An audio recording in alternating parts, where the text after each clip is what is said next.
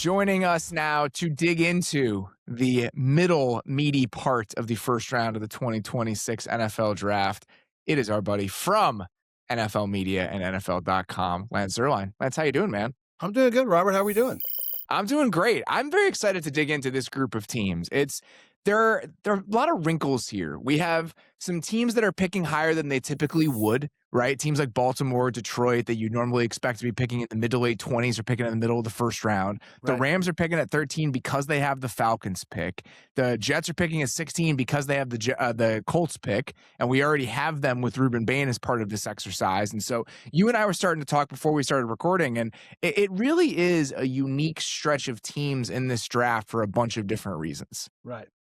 Yeah, it is. And, I always look at drafts, like how clean is a draft, right? And so for me, one of the easiest ways, the first thing you look at is how deep is a draft with top end talent. And if it's not real deep like this year, and especially not at the quarterback position, you expect fewer trades. Like I think there will be some trades because there are so few blue chip caliber players. So there's going to be a couple teams who may say, look, we got to get our hands on this type of player, especially at that position. But it's just turning into a strange draft. And then when I look at picks 13 through 18 in terms of, there's some wide receiver need there, but I'm not sure once you get past Makai Lemon, who we'll talk about in a second, just kind of a heads up on where one of my picks is going. Once you get past that, it gets really tricky because Jordyn Tyson's not going to run a 40.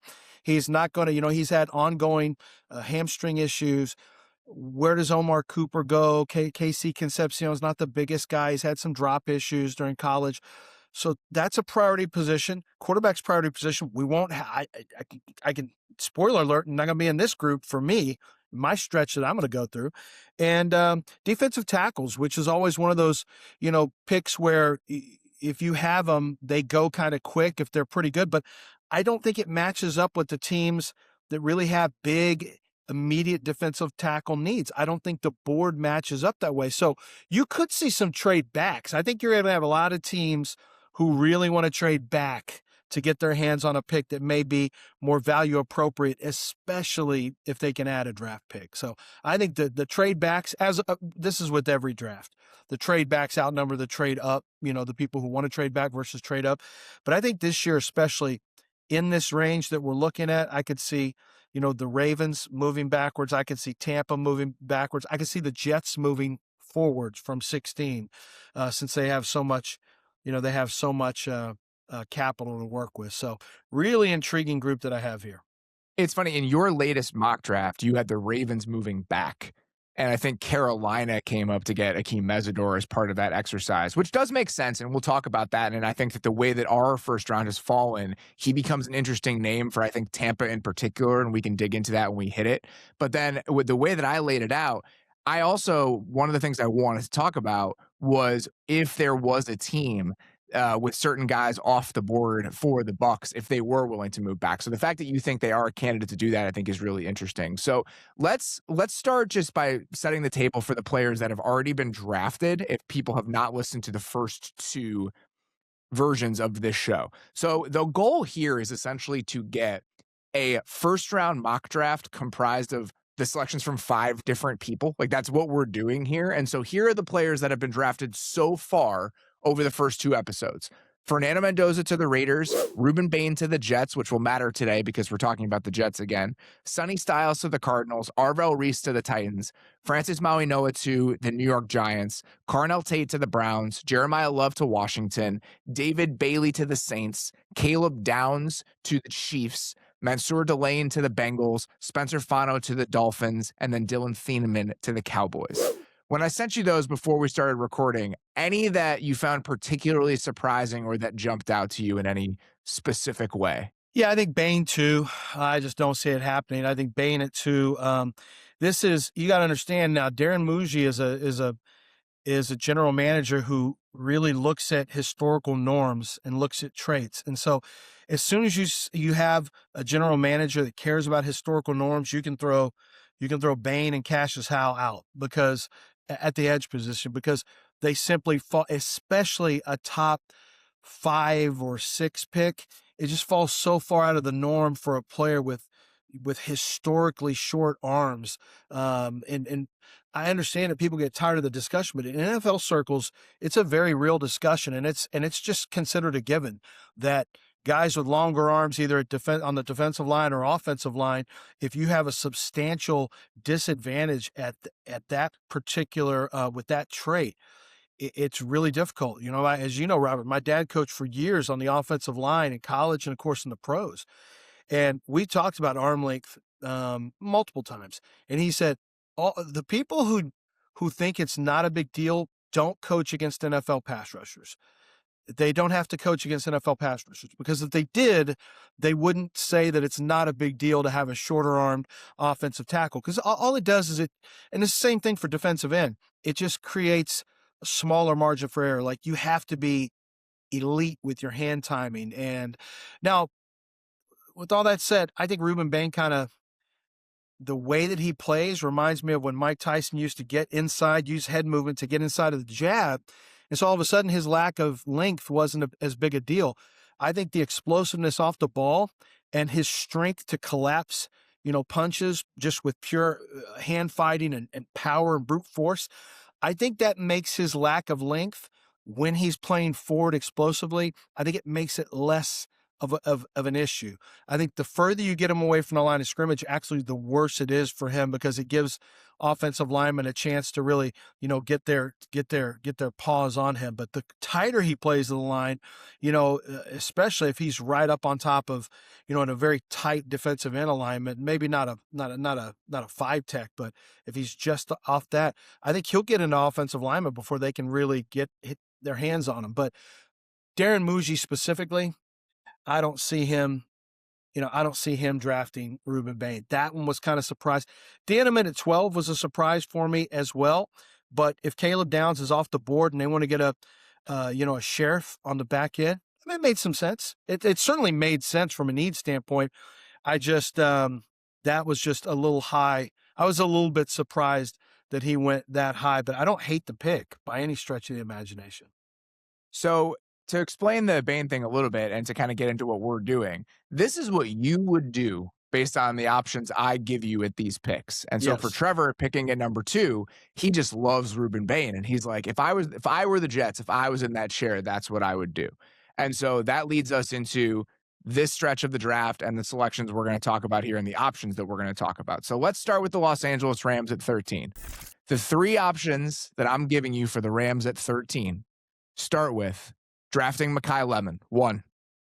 2, drafting Jordyn Tyson.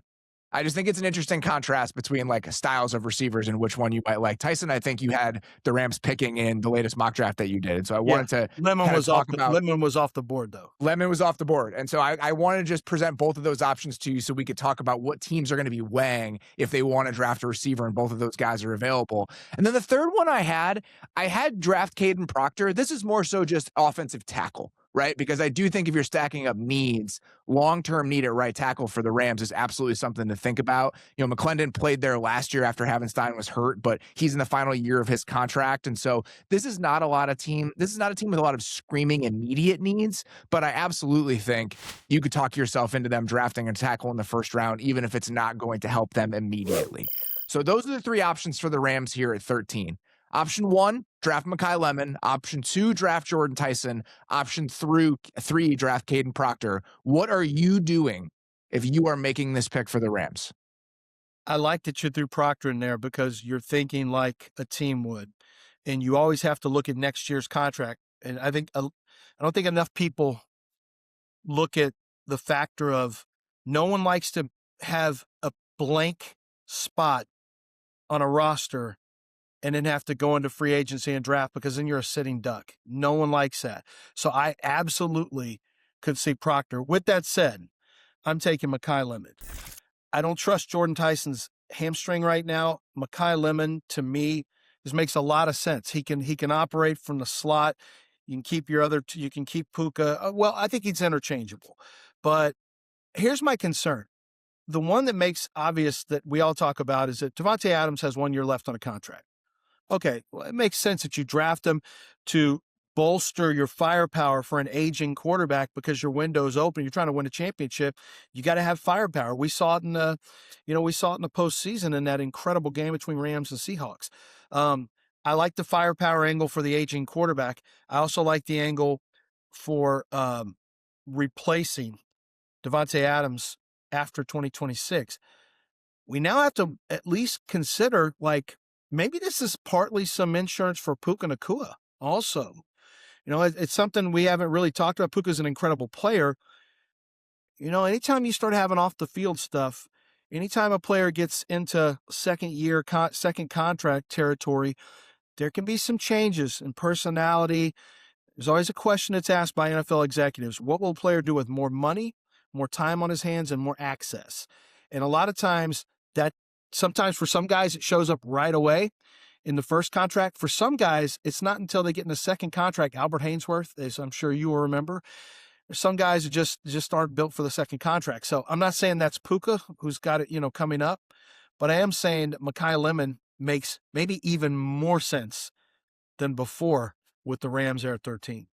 It's a contingency plan for this year. It's a contingency plan for next year, and it's a schematic fit. Like, you think about the kind of the relative limitations or concerns, however you want to frame it, about Makai Lemon. A lot of them go away in that Rams offense with the way that they play. I just think that he fits so well with who they want to be and the way that they operate. And this is a team that, even with their transition away from being an 11 personnel as much as they have been in recent years, it's still at like a 56% clip. They're still playing with 3 wide receivers more often than not.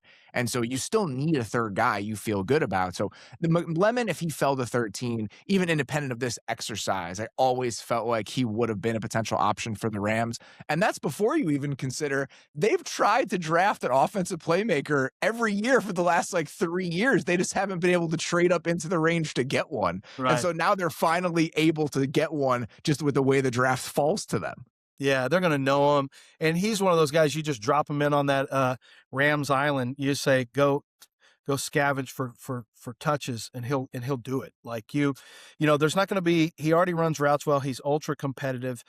For me, it's really one of those things that, from a Rams standpoint, where they have so many competitive players at different positions, he's got that same kind of mindset where I just think if you plug him in right away, he's going to be a really dangerous player who's going to get matched on third corner a lot of time and man to man. So it's just a big advantage to me having a guy like Makai Lemon out there. And like you said, even if you're only in 11 personnel 56, 57% of the time, as a rookie, that's okay.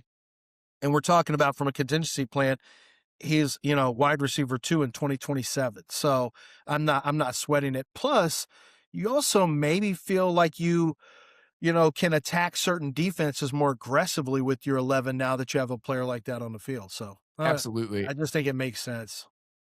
I had trouble figuring out a third position to even throw out for the Rams. I think pass rush depth on the edge is something to think about. Yeah. Byron Young's a free agent after this year. It does seem like they're interested in paying him, and that is probably something that's going to happen. That market right now for that, kind of number 2, I don't even think you have to say 1B. I think it's truly number 2 guys is now sitting there at $27-ish million a year. It's crazy, but that's what Trayvon Walker just got paid. I assume Byron Young would probably be in a slightly similar range. So maybe there's a thought of, is that a little bit rich? But the way he played last year, and again, based on everything I had heard about their appetite for paying, it seems like that's going to happen. So they addressed corner. They brought back their safety in free agency. They are probably going to bring back Byron Young on a new deal. The offensive line outside of tackle is pretty set. We just talked about receiver. It was hard for me to come up with another first round worthy position to really think about for the Rams. As you've done this exercise and done other mocks, is there any other spot you've thought about?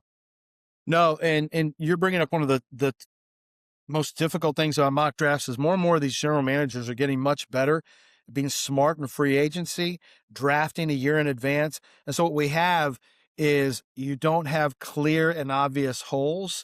Like mock 1 and mock 2. Look, I don't want to do mock drafts pre-free agency. They're a waste of time, except other than the thought process, because then they just blow up after free agency. But it is amazing after free agency how difficult it became for some of these teams who really did an outstanding job of taking immediate priority focus off of positions. And what that does is it allows, like on draft day, people can't just jump over you to get a player that you clearly have to have. So, and the Rams are one of those teams. They've done a great job. I do think an interesting position, it wouldn't be drafted here, but a need that they may see as a need, believe it or not, is running back. And Corum's fine. I love Kyron Williams, what he does, but a guy with a little bit more juice at running back, if they were to fall back to 23, I could, if somebody said, we want to move up, and we're going to move up from 23 to, or 26 to 13. I could see Jadarian Price being on the board for them, maybe a surprise, because then you buy him, and Price isn't going to be in this exercise for me, I would assume, in this spot. But I'm a big believer that if you get a really good running back with 6 years, which is essentially what you're doing with running backs now, you get the 5-year option and the 5th-year option, and then you get a potential franchise tag. You got the options to get a running back for 4 years or 6 years. Who likes giving second contracts to running backs? Like, I don't know anybody who does, because they usually are a problem by the 6th or 7th year that they're playing.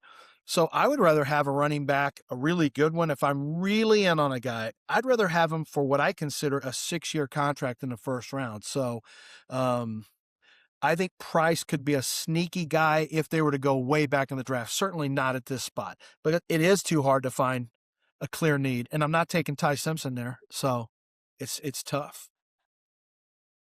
I've gone running back. I think I've gone a wide receiver every single time in all of my mocks. I think that makes the most sense. Yeah. I mean, again, I think you could make an argument that tackle actually might be a better way to think about this, because I think finding quality tackles, and is just more difficult to do. Sure. And the fact that they're picking higher in the first round than they normally are, is this their best chance to find a tackle for 2027, 2028? But I don't know. Would we be surprised if this team wasn't thinking that way with Matthew Stafford nearing the end? Like, I think they're trying to do everything they can within reason. I think drafting a receiver here, you're also giving yourself opportunities in the future and planning for the future, but you're also helping to maximize the roster now. You're getting your cake and eating it too. You're thinking like a roster builder. And that's what I like about talking football with you, is because you're thinking like a roster builder who's used to operating in the free agency / especially draft space. The supply side on offensive line is dead by the time you get to the 3rd round. It's dead. It's very difficult. It's like quarterbacks. I mean, it's very difficult to find really good tackles outside of the first couple rounds. It happens. You still can. But premium players, it falls off such a cliff from tier 1 to tier 2 and then down to tier 3. And then it's wham, tier 4 goes way down. And so when you think like that, and that's kind of how I think, is why would you not take a premium position and go, if you have the proper grade on it, why would you not look at a tackle? Because I know I can find wide receivers. Like, if we're just doing the exercise of wide receiver versus tackle, I know I can find a wide receiver in the 2nd, 3rd, 4th round. Tackle, that's not a given by any stretch. And we never know how weak or strong a tackle draft is going to be. Lately, it hasn't been. Last year, it wasn't very strong. This year, I don't think it's particularly strong. So that's why when you get your chance, sometimes you just got to, take your shot on that position. Let's get to the Ravens at 14, who are another just kind of interesting team, because a lot of the big pressing needs they had going into free agency, they were really aggressive in filling that. Like, edge rusher was the number one thing for the Ravens if you looked at the roster before free agency started. Now they have Trey Hendrickson. We can talk about whether it's still worth addressing, but whether it's addressing at 14, whether it's worth addressing at 14, I think has shifted since the Hendrickson signing. So the options I'm going to give you for Baltimore here. Option 1, draft Olaivavega Ioane from Penn State, which I think is pretty clear when it comes to need. You had them taking Ioane with the 19th pick when they traded back in the latest mock that you did. So that's option 1 here. Option 2, this one I was more excited about when I started thinking about it, is draft Kenyon Sadiq. If you look at Baltimore right now, after losing Isaiah Likely, they have Mark Andrews, and then they signed Durham Smythe in free agency. And Durham Smythe was the 3rd tight end for the Bears last year when Declan Doyle was there. And so that 2nd tight end spot for Baltimore is maybe a little bit more of a need than we typically think about with this team, because it always seems like they've got 2 of those guys in the hopper. The 3rd position here was a little bit I'm all It was a little cheated. bit. No, I gotta hear third option. I gotta hear third option. The third one here was tougher for me because I wasn't sure which position made the most sense. I threw out Jordyn Tyson, and I also think corner is maybe more of a consideration than you might think. Marlon Humphrey's in the final year of his deal. He had a down year last year. And so to me, receiver, corner were the other two spots I was thinking about. But so let's go with Ioane, Kenyon Sadiq, Jordyn Tyson as your three options As for Baltimore. you see, I'll bring it right there. It's Kenyon Sadiq. Well, my handwriting is scout scribble. I was thinking right the same along with you. So I went and before I did this, I went and look at Declan Doyle. I wanted to see how often Chicago ran 12 personnel. And they ran 32% of the time in that neighborhood, which was 5th in the league in Chicago. You take a lot of where you were and you bring it to where you go. And look, a great tight end, as you know, Robert, when you talk about, let's talk about Antonio Gates. Let's talk about Tony Gonzalez. We can look at Rob Gronkowski. You can look at Kelsey. They became more than tight ends. They became primary pass catchers. And once you have somebody who's a Trey McBride, once you have a high volume tight end, you no longer have a tight end. You have a big slot, basically, who can align it different. He can align connected or in the slot. And so, yeah, I would agree with you. When you said Tyson, could they use a pass catcher? Yeah. Well, that also happens to be Kenyon Sadiq.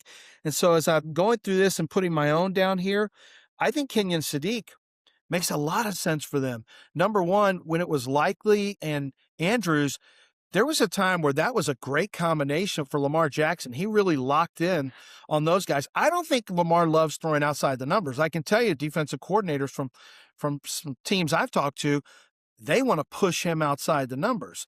So if that's the case and you want to play to his strengths, I think having a player who can play from the slot or play inline in 12 personnel with Kenyon Sadiq really opens up the throws that Lamar likes better, that he's better at.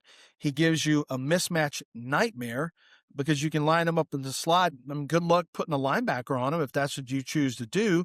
If you choose to try to put a nickel on him, then you can run at a team from that 12 personnel because you're in 12, but really you can go 11 anytime you want with Kenyon Sadiq. And you have a huge advantage because you have two tight ends on the field. So if you try to go with a sub package, they're just going to run the ball at you. They're just going to run the ball at you and mismatch you. So I think he's a great mismatch from a schematic standpoint. I think he's a mismatch from an on-field, coverage standpoint. And then I also think it allows Lamar Jackson to get to throws maybe that he's more comfortable with. So I love the Sadiq pick.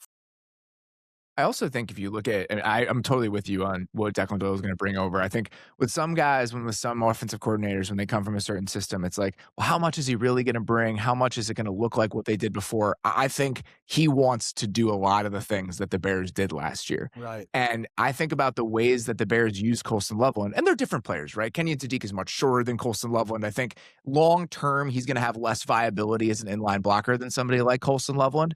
But as a rookie, I think the Bears were very smart in some of the ways they deployed Colston Loveland as a blocker. It's a lot of slicing across the formation. It's a lot of getting him on the move. And so a lot of those ideas, especially early in his career, are the ways where I think Kenyon Sadiq is going to be able to hold up a little bit more as a blocker just because he is a little bit of a shorter guy. So I just think that that's so much of the ways the Lions use Sam Laporta early in his career, applying to the way the Bears use Colston Loveland, potentially applying to the way a Declan Doyle could use a Kenyon Sadiq within this offense. And so I actually really do like the idea of him getting there, becoming their number 2 tight end in a world where, as of right now, they don't really have that guy. I don't think Durham Smythe really counts for that. No, he doesn't count. I mean, they have a lack of tight ends on the roster, period. And Mark Andrews, he had the horrific drop a couple years ago. He bounced back last year. He's under contract. They're not getting out of the contract after 26, really, or 27. I mean, they can take I think it's a $2 or $3 million haircut if they try to get out before 27. But I think he'll stay there. I mean, Lamar works well with him. And I just think the 12 makes a lot of sense. More and more teams are going to it. But that's the other thing is you are getting there's such a gap between tight end 1 and tight end 2 in this draft for me. You're getting a premium cut at a position that is going to, it's not a bad tight end draft. I'm just saying you have a unique player or potentially a unique player. And Kenyon Sadiq, and I liken him to Trey McBride. I just think that you can end up seeing him at some point, in the neighborhood of 80 to 90 targets, depending on, in the future, depending on how Declan Doyle operates. And, and I don't know what the quarterback situation will look like. I guess Lamar Jackson forever until he can not go. But I could see Kenyon Sadiq being a high target tight end, like a primary target like Travis Kelce was. All right, so in the latest mock that you did, you had Carolina coming up to 14 and drafting Akheem Mesidor right ahead of the Buccaneers. And when I'm looking at the Bucs, like, pass rusher is, to me, with blinking lights, like the number one thing that I'd be worried about. And so my first option I'm giving you here for Tampa with them on the clock at 15 is a drafting Akheem Mesidor from Miami. Option 2 was going to be drafting Kenyon Sadiq if he were available, because I do think that tight end is still potentially a consideration for the Bucs. They've got players there, but having like a true number 2 behind a Cade Otton, who they just brought back, would that be something they would think about? After pass rusher, I think it was hard for me to come up with a spot for the Bucs at 15, because you look at some of the other things they need. They need off-ball linebacker help. That's probably not going to be happening at 15. They probably need interior offensive line and cornerback depth. That's probably not going to be happening at 15. And so with Sadiq not available, I didn't really have a good third option. Is there somebody else for the Bucs here you would want me to give you other than Mesidor or another pass rusher? Yeah, I think Olaivavega Ioane for me, and here's why. And here's why. If you look at how Jason Light drafts, Tristan Wirfs was a first-round pick, Graham Barton was a first-round pick, Cody Mock was a second-round pick, Luke Gadeke was a second-round pick. Like, he just puts such a high emphasis on offensive line, and in the first round, he has a tendency to he looks for good football players. And so the needs, it's less about priority of need and more about grouping maybe 4 needs together and looking for the best possible player. Look, I like Mesidor a lot. I think Mesidor would fit there with Todd Bowles. I think Todd Bowles would love Mesidor. I love the fact that you can also rush him inside. I would personally love to put Mesidor there, but I think I'm going to put Olaivavega Ioane there, and it gets back to the history of how they envision the offensive line. Jason Light is willing to spend the draft capital to build the fronts, and I just think he'll view him as just a rock solid player. I just don't know how they view a 25-year-old pass rusher. I think most general managers are not going to sweat it. I think fans make too big a deal about it sometimes. They're not worried about, the idea of a 10-year starter. I always hear this phrase, 10-year. 10-year starters are 3 contracts. Like, that's 3 contracts in most cases.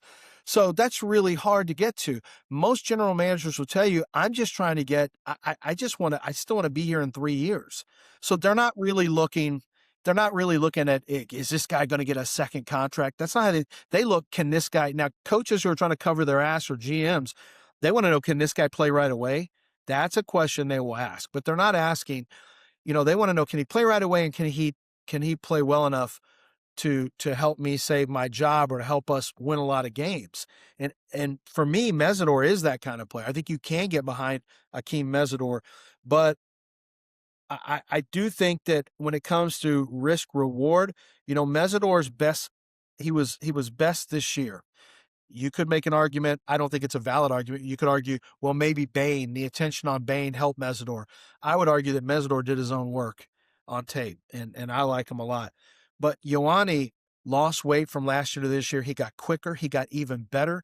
I don't think weight is going to be a consistent problem for him. I think he just altered his body type last year, and I think that he would really fortify that offensive line to where that is a big strength moving forward for the Bucs. So I'm going to go with the safer, maybe a little bit safer pick here in Ioane, in what is a much deeper, but it happens to be 2 positions, Robert, where interior offensive line and edge are both 2 of the top. I think they're both 2 of the top position groups in this year's draft.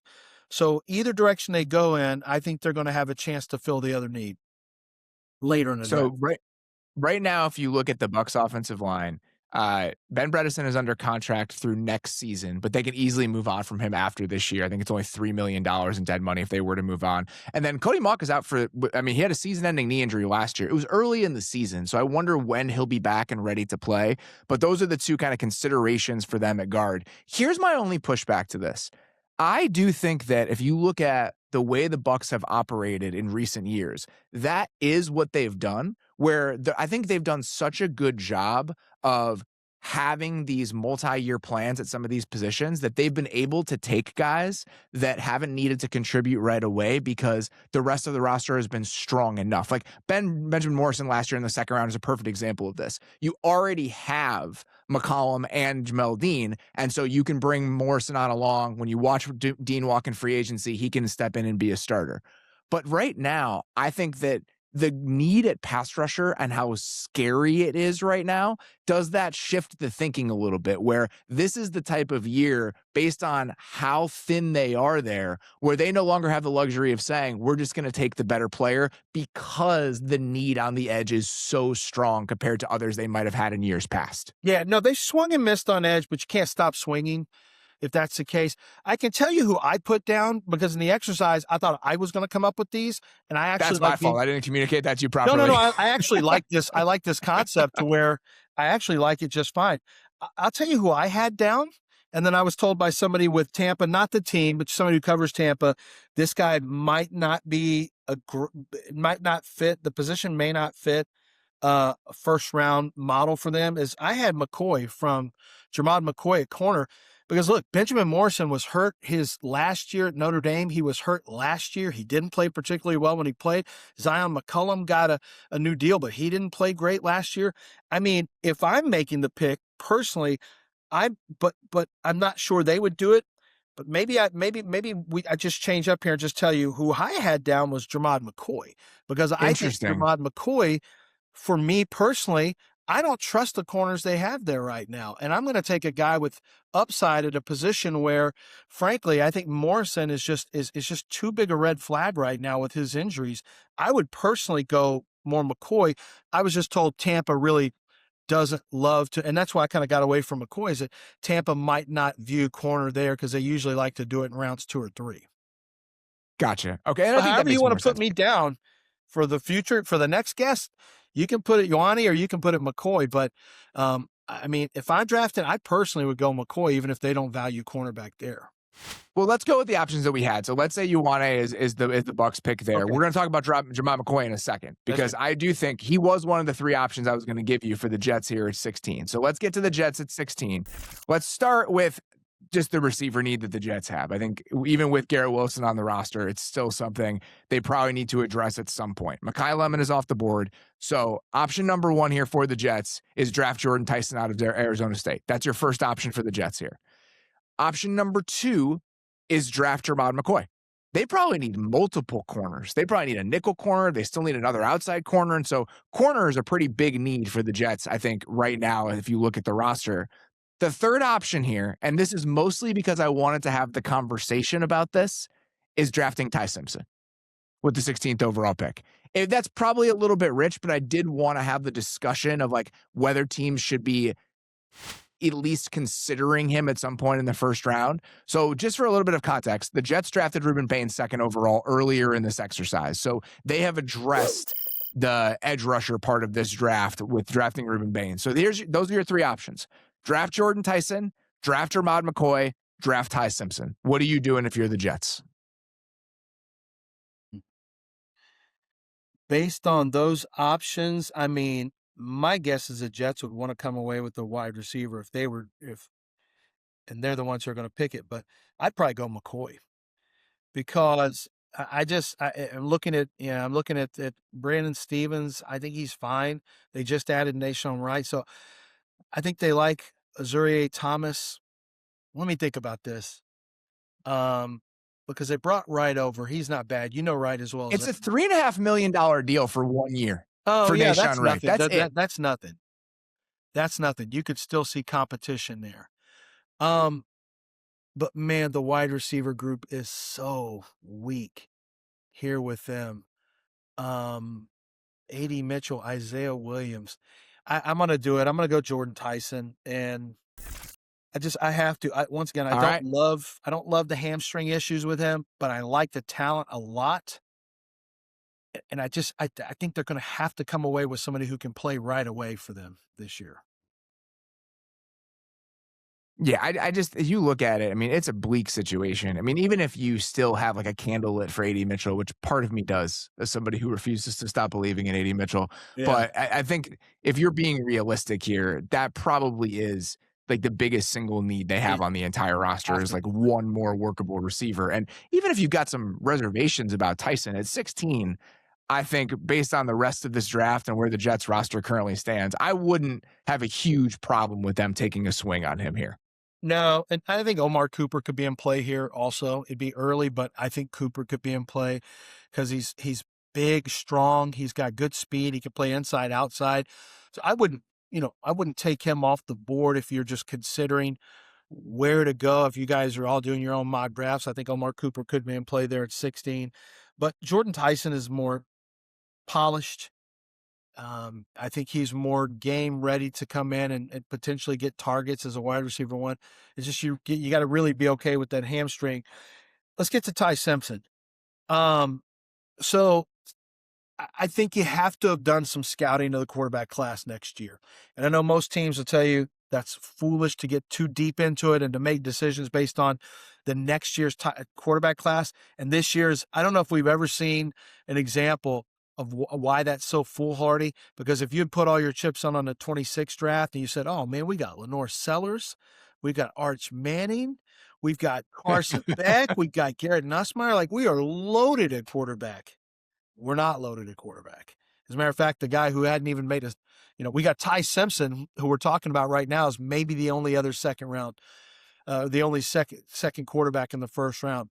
I think Simpson has a chance to be a good quarterback. But to me, you got to really put him with a good organization that has a great plan for him.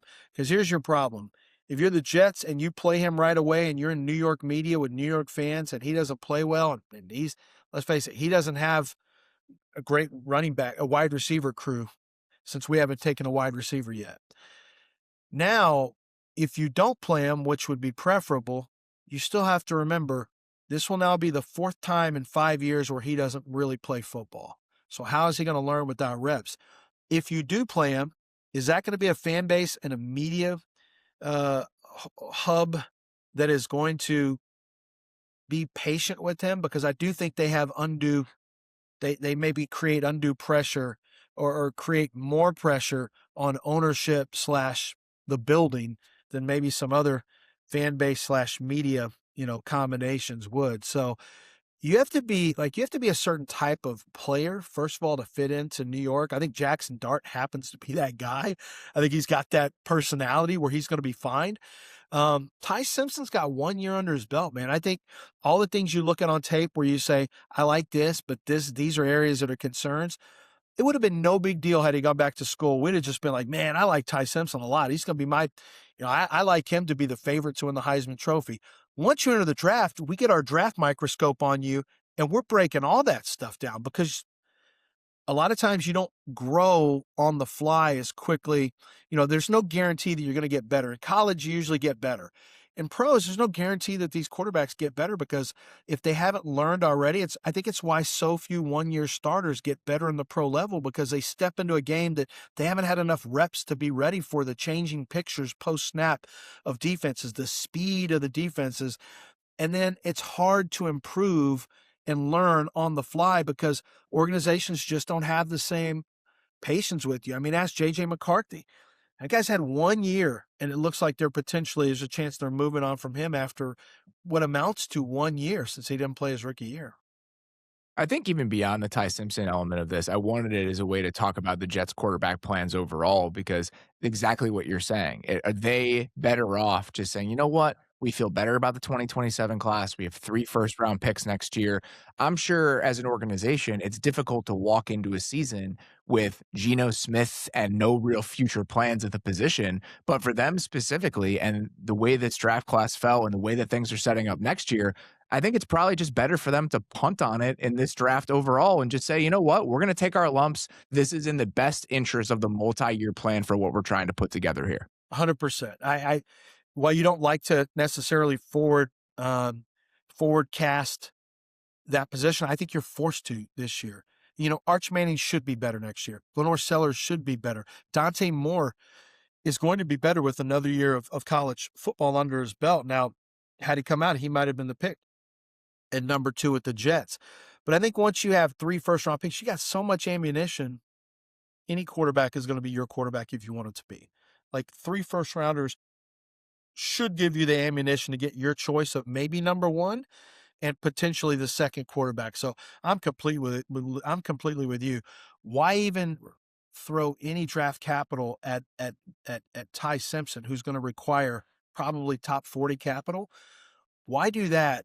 Why not hang on to let's surround the future quarterback with as many good players as we possibly can from this year's draft capital. That's the way I look at it. All right. The Lions for me, and we'll talk through all the options. I started with what I think is probably the most glaring need just because it's such a new feeling about this team. Option number 1 was draft Kadyn Proctor if he's available, which he is available as part of this exercise. So that's option 1, draft the offensive tackle, the big boy offensive tackle from Alabama.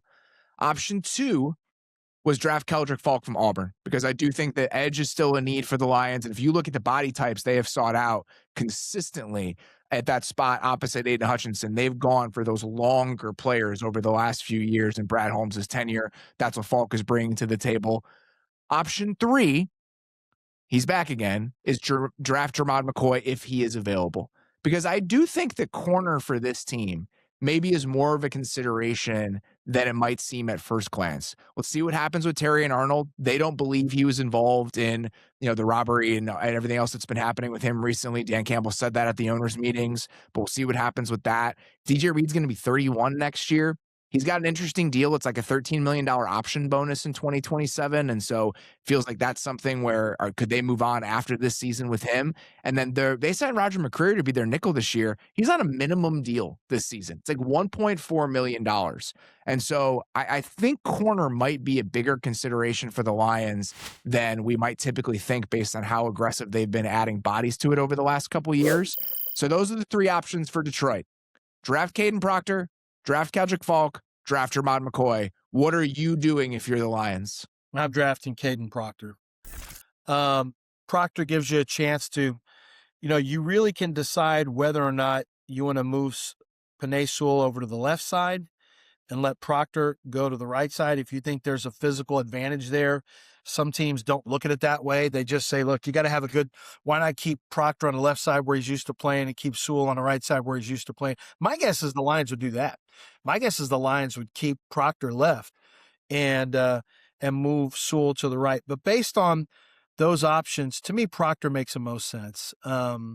He's physical. He's a really good run blocker.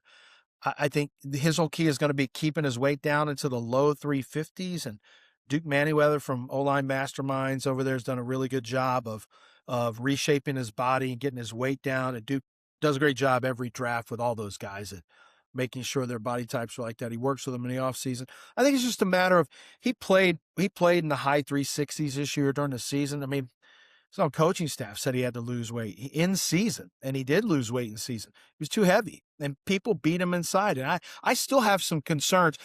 I want to ask you this. You're a football guy. This is a problem that I have with the NFL. I think the NFL loves to say, well, let's put him at tackle. Tackle's the most valuable position. And then if he fails, we move him to guard. If he'll fail inside.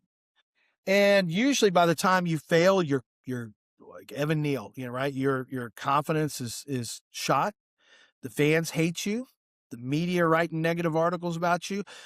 People in your own building don't have confidence on you. Coaching staff, for sure. You may be on a second coaching staff by this point.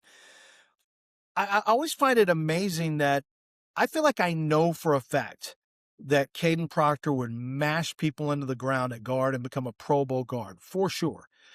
And he also has pass pro stuff as a tackle. And some of his issues with being able to redirect against inside moves, that goes away in smaller spaces. He becomes a really plus pass protector as a guard. You stick him a tackle, put him on an island. You go watch that. For example, that Florida State game was a disaster in the first game. I think some of his same issues are going to follow him pass protection wise at tackle. But if you put him at guard, I think they blow people off the ball and just beat him up. But NFL teams just don't think like that. Now, I'm going to continue to write this up. Well, you can always move him inside the guard. He has a chance to be a Pro Bowl guard. I've written that about J.C. Latham. I've written it about, Maya Noah from this year's draft. I've written it about Proctor this year. But teams, I got to stop writing it because I'm going to write it to cover my own tail. But the fact is, NFL teams just don't think like that. Like, I guess they don't care about taking a guy that would definitely be Pro Bowl caliber at guard because that tackle position, is so tough to fill. I get it. But I just wanted to throw that out there to you because you see these guys on the NFL level all the time. I want to get your thoughts on that.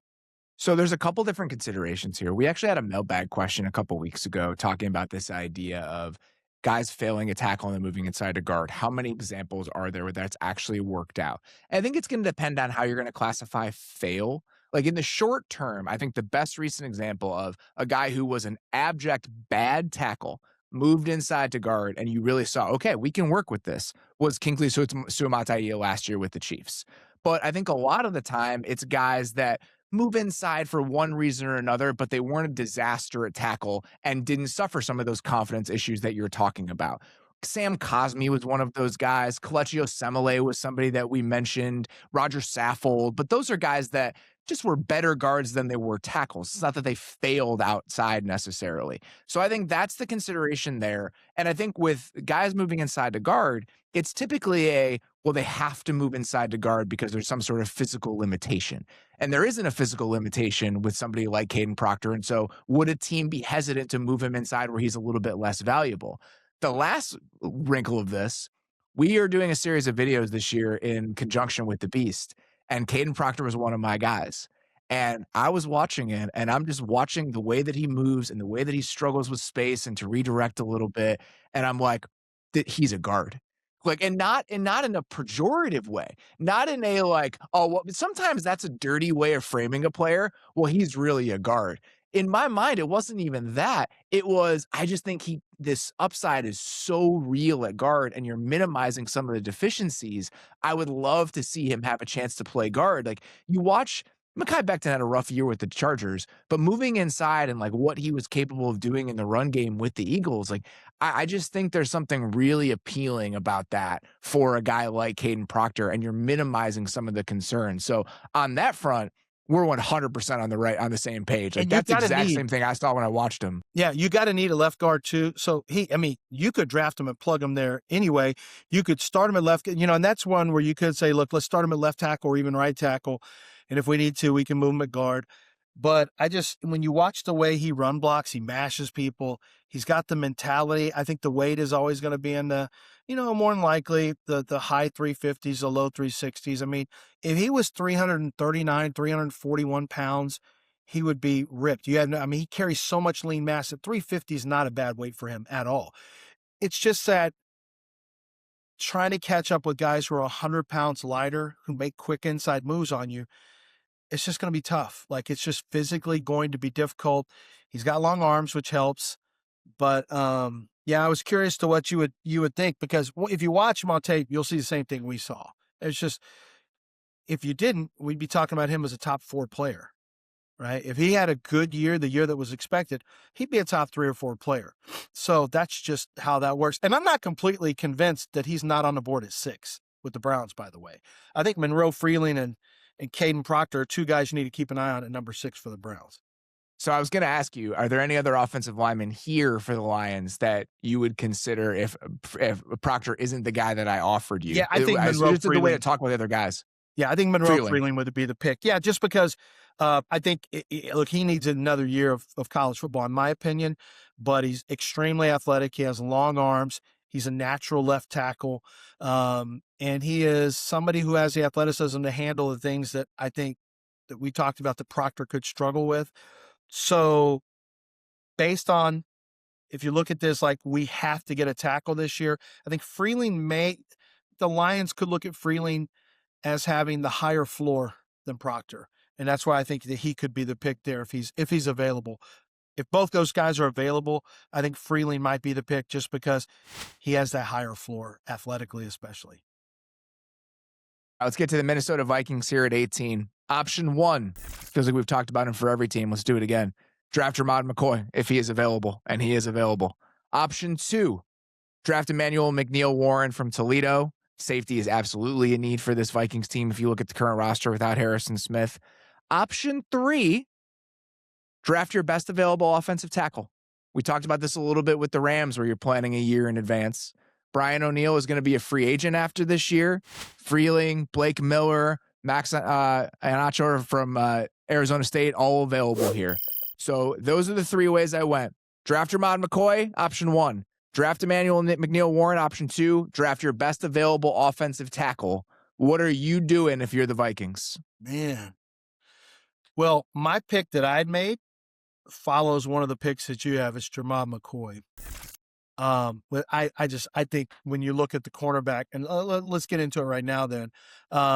They've added James Pierre this year. They got Isaiah Rodgers, McLaughlin. I think they think he has some potential in terms of outside corners. Jermod McCoy is going to be better potentially than all of them. He is a press man corner who, and if you have a good press man corner, it allows creative blitz callers like Brian Flores a lot of leeway to get as exotic as possible when you know you can throw a guy on an island. I'm not too worried about the athletic stuff. I knew was going to be good. I think the medicals will work themselves out. I mean, teams are going to know if the medicals are good or not, but my guess is it's an ACL tear. I think he's going to be fine. Guys come back from ACL tears all the time. My pick is Jermod McCoy. Jermod McCoy, I feel like wide receivers should be a need for them because I don't trust Addison off the field.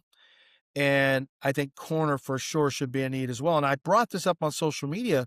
I said, hey, Vikings fans, why did I never read about corner and wide receiver? Shouldn't this be, I always read about defensive tackle, who I don't like one there. I read about safety, who I personally wouldn't take McNeil-Warren there. Why not cornerback? And to my surprise, a lot of the Vikings fans, it wasn't beat writers, Vikings fans said absolutely cornerback should be on the board. And so I love McCoy in that spot. I think McCoy, and that was my mock draft pick in my last mock was McCoy. I just think it makes a lot of sense. But I want to get to, let's go pick 2, the option number 2. Who was option? Oh, it was McNeil-Warren. Option 3. So let's go Blake Freeling. Man, I mean, Monroe Freeling over there. I mean, Monroe Freeling would have to come in and be a swing tackle in year 1, more than likely, unless you wanted to play him at guard, if you thought you could try to get away. But really, Will Fries is there. I don't think he's going to take any snaps at center. I don't know if Donovan Jackson, I'm trying to recall if he's ever taken snaps. I don't know that there's a guard who could slide in and challenge and maybe start at center. I'm not sure if any of those guys have snapped at all. But to your point, I just told you that I think the tackle needs a year of seasoning. What better way to get seasoning than to be a swing tackle behind Darrisaw and Brian O'Neill, 2 very good tackles. And then you've got your, you may have to play some politics there with Brian McNeil, or maybe Brian McNeil is like, I know I'm getting older. Brian O'Neill, maybe Brian O'Neill says, I'm getting older. Whatever. This is just football. I'll move on after this year and get another contract with somebody else. It may be cool with him. Maybe you have to kind of smooth it over a little bit. I don't know. And maybe you try to get, maybe you say, oh, he's a swing and he's going to be some tackle guard for Monroe Freeling. But as a roster builder, I love it because we get cheaper at right tackle in the future. We have a plug and play option at right tackle with Monroe Freeling as soon as Brian O'Neill is gone. And like we talked about, you have to move forward. You have to be a year ahead on offensive tackles, especially if possible. If you can be a year ahead on those guys, so you're not in a desperation mode with low supply, where the supply is low. And if you're a Vikings, you hope to be drafting 19 or higher every single year. You hope to be in the 20s every single year. And the best tackles are usually off the board there. So I love the idea. I'm going to stick with McCoy. But man, I love the idea of Freeling there if you're willing to let him just basically spend a year not playing a whole lot. At least you hope he's not, because you hope both your tackles stay healthy. They signed Ryan Vandermark to that 1-year offer sheet, which is that wasn't surprising to me, only because having to play school last year was just such a disaster for them. And so having them get a little bit of insurance with the swing tackle wasn't surprising. I'm not sure that would prevent you from drafting a tackle in the first round if you think you're moving on from O'Neal after this year. So I'm the glad you last brought that one up. I hadn't even really thought about that. I didn't look at O'Neal's contract. And it's something that's important to do. You really need to look at contracts, as so many of these decisions are based on future contracts. And Brian O'Neal is, he's 30 now. So, I mean, he's still got a lot of good football left, but if you wanted to hit reset on the value of that position, it's not a bad idea. Yeah, his 2027 season would be his age 32 season. That's where that 32 came from if you were to bring him back for that season. Because that's why I threw that out there. The last one I wanted to mention, just very briefly, just you talk about defensive tackles and defensive tackle, maybe no one in this range being worth drafting. Option 4 that I was going to throw out at you. Would you trade the 18th overall pick for Dexter Lawrence if you were the Minnesota Vikings?